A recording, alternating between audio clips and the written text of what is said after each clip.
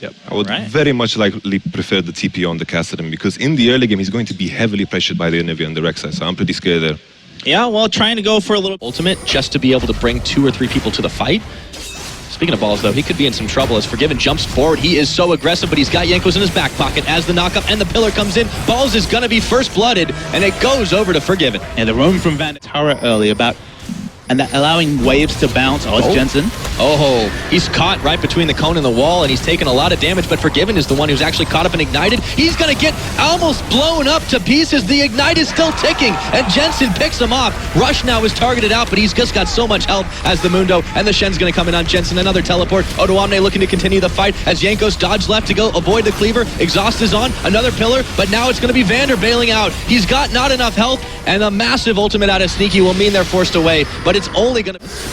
Okay, Vander providing a little bit of support here as we go right back into this one. Juked for just a second on the camera. Odoamne is going to go in and go out for the 2v3 defense of the tower. So far, not too bad. Sneaky takes a little bit of damage from the Fiora.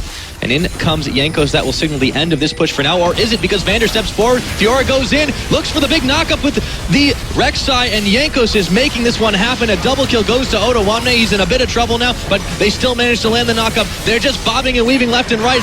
Lucian will finally shut the Fiora down, and it's still a 3v2 or a 3v3, I should say. In the line to have any sort of wave clear is so much harder. It's such hard execution for Jensen, and he hasn't got any kills with that ignite. No, he hasn't indeed, and now Odoamne is looking to chase him down as his Rift Walk was still waiting to come back up. They take it out. C9 will secure themselves a dragon on the backside of that as well, so they do trade something for the life of Jensen, but Rush might be the next to go. Jukes and flashes away, but H2K are on the chase. Odoamne and Van pushing across the map, and these melee champions doing their best just to stay relevant as it comes high. Oh, and Forgiven's just going to flash on forward. There's an instant exhaust. High will go ahead and get the headbutt and the pulverize on, and Forgiven might be down as he's taunted up. He's going to have to keep on running, burned all his aggressive stuff, and that is Sneaky picking up the kill on him, but a good all that terrain being put up by both Anivia and Trundle. Yeah, Odoamne is going to find Jensen, and he pops his ultimate. Not enough vitals just hit there. Odoamne's into 3, though. There's the collapse from Cloud9 they're looking for. If they can get the shutdown gold onto Odoamne, there he goes. No shutdown, actually, but a nice big pick. Yeah. Almost completely disregarded in this patch. Vander's still looking aggressive onto Sneaky, but I don't think you're going to really pull anything off with Odoamne dead and doesn't have teleport when he respawns. This is the chance for Cloud9 to get back into this small... The things like Rod of Age are still being super effective.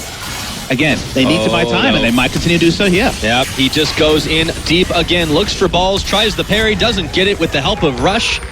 Balls will be able to take him out. The third active, and now it's Cloud9 actually posturing towards Baron. Yeah, Rush is going to get caught between Ryu and Jankos for the minute, but he's still Mundo, and he's completely okay with it. Actually starting to chase them down as balls comes in. There's a culling around the side, but it's only going to half land. And High goes in with a flash and the knockup, looking for Jankos. Ryu is gonna go down here. Sneaky will be able to pick him off at the backside. Gets Jankos as well. Double kill. Staying alive. Completely happy with this one. Vander's forced to run away. And it's Sneaky just kiting backwards from Odoamne. Balls could be in trouble. But it's 4-on-1. A triple kill to the Lucian. They can take the tower, but they want Baron. And High made a massive... No teleport for Odoamne. The rest of H2K will be here, but it's at worst a 4v5. However, they're caught in the Baron pit, and High is just out of it. Jensen goes forward. Looks for Ryu. They're gonna flash in. Sneaky will throw down the culling, but he barely manages to clip Ryu on the end. And Jensen will finish him off. Jankos now caught between everybody as Balls is forcing off Vander and Forgiven. Jankos will go down. Sneaky with another massive kill. They're all low on Cloud9 though, and they have to be careful.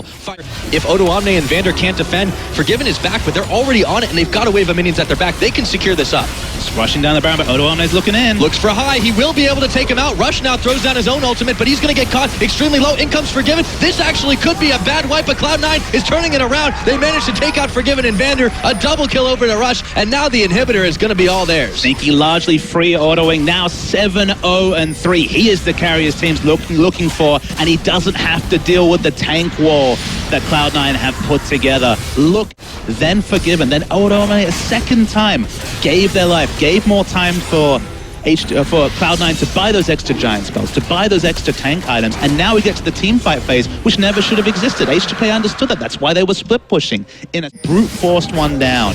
in the top lane. But other than that, Ryu might be caught. Yeah, and Jensen just goes on in. They get the Ignivia and they scramble it for breakfast. Jensen with another pickup, 3-2-8 on the Kassadin. Hit tools for the Kassadin. Baron started in high.